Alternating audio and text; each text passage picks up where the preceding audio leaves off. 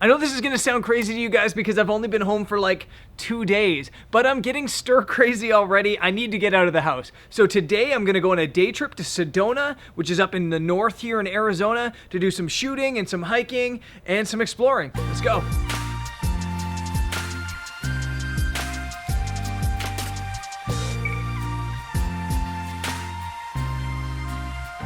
So I'm on the road now to Sedona. It's like a 2-hour drive from Phoenix. It's a beautiful drive. Aside from being stir crazy, one of the reasons I'm doing this trip is because I'm way behind on getting images for one of my clients. If you follow this channel pretty closely, you know I do some shooting for Eddie Bauer, which is a clothing company. This shirt, for example, is from Eddie Bauer.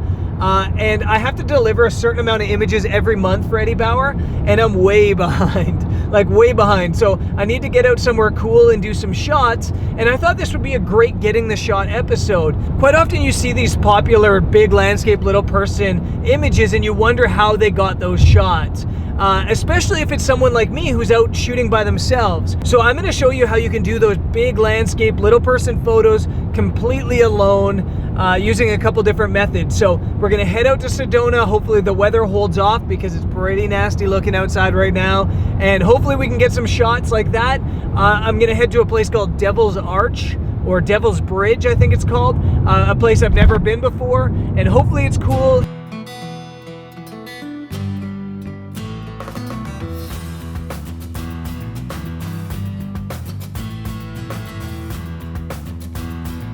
I made it to Sedona. The weather is so-so, as you can see around me.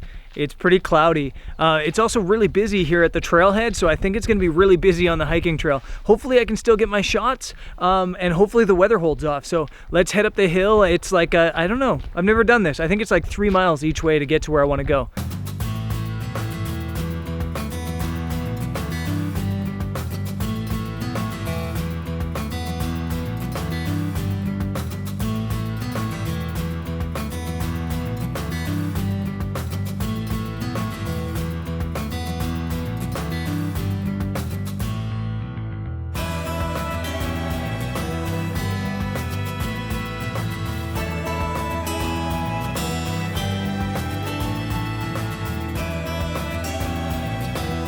So I made it up. It's pretty awesome up here. It's also pretty busy and pretty cloudy, kind of overcast. So I'm gonna hang out a little bit, hang out a little while, and maybe shoot some time lapse and wait for the crowds to thin out and maybe hope for a spot of sunlight to punch through. But yeah, it's beautiful up here.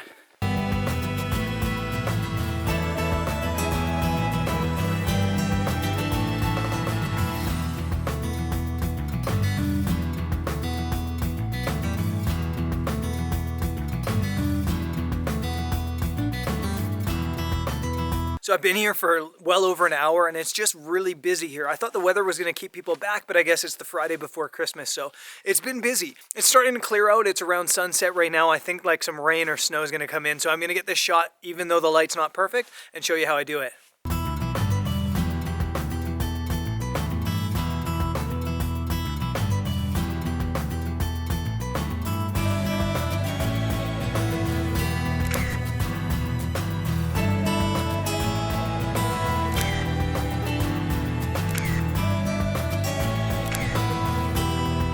I did not expect it to be as busy as it was here, and I ended up waiting here for 3 hours. I thought I was going to be able to shoot 2 locations, but because it was so busy and the light was so bad, I just hung out here for 3 full hours waiting for it to clear up. I did get some shots eventually. The light was good for like 5 minutes, or decent for 5 minutes. To get that epic selfie, or to get that epic big landscape little person photo, when you're all by yourself, there's really 2 ways you can do it, or actually 3 ways you can do it. You can set the 10-second timer and then run into your frame before those 10 seconds run out. That's way number 1. You use a remote trigger like this to go out, stand somewhere, and then take the picture while you're standing. But in a situation like this, when you're so far away, you're like a long way away, the trigger's not gonna work and you need more than 10 seconds, what you can do is get an intervalometer and then set the intervalometer to take a photo every 2 seconds or every 1 second or whatever. And that's what I did here. So I got my camera set up. I don't even have an intervalometer. Because I use Canon, I can use a thing called Magic Lantern. And Magic Lantern is basically a firmware hack for your camera. It allows me to have an intervalometer built into my camera. So what I'm doing right now is basically setting that intervalometer to take a picture every 2 seconds, shooting 2-second exposures themselves, running into the frame, moving and taking a bunch of different photos from a bunch of different locations, and then coming back and turning the camera off. Anyways, it's now basically pitch black, and I think it's gonna snow. They're calling for snow right now. So I wanna get back on the road. I wanna get down this hill before dark and then back on the road before it snows. So let's get out of here.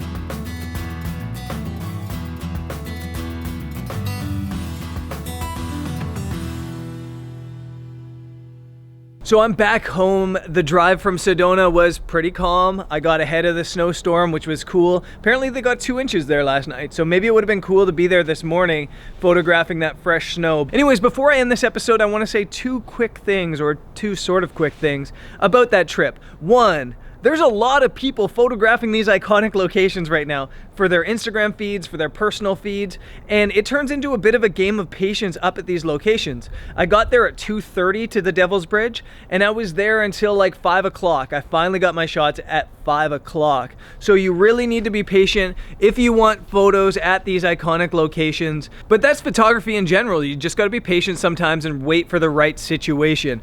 The second thing I wanna talk about is just the business, because a lot of you are probably like, this dude just drove 4 hours to get 1 or 2 images. And yeah, the reality is I probably got 3 or 4 images that I can sell. I got some people to model for my Eddie Bauer shots that I needed, which was cool. And then I got some other photos for another client. But you really have to break it down from a business sense, especially if you're a new photographer. How much are these images gonna make, and how much money did I put into the trip to get them? So it cost me about $20 in fuel to get there. My rental car is about $30 a day, so that's $50. The images I took will probably be worth about 400 or 500 bucks at the end of the day. So it's like I made 350 bucks profit yesterday, and that's not a bad day at all as a photographer. So it works out in my sense. If you're a new photographer and you don't have any sales that are guaranteed from a trip like that, it might make sense for you to spend more time there, or spend a full day, or shoot more locations, or spend a couple days out there and shoot a lot of locations. So you really have to look at the value, how much you're putting into it, and how much you're getting out of it as a new photographer. Anyways, guys, it's Christmas Eve now. I'm probably not gonna vlog over Christmas. You're probably not gonna wanna watch me over Christmas. So I'll see you guys on the other side of Christmas, where I got some cool trips coming up. I'm going into Havasu Falls. I'll probably go to Joshua Tree to do some star photography with another new toy I just got. And yeah, it should be fun coming up really soon. And I will see you guys on the next episode. Peace.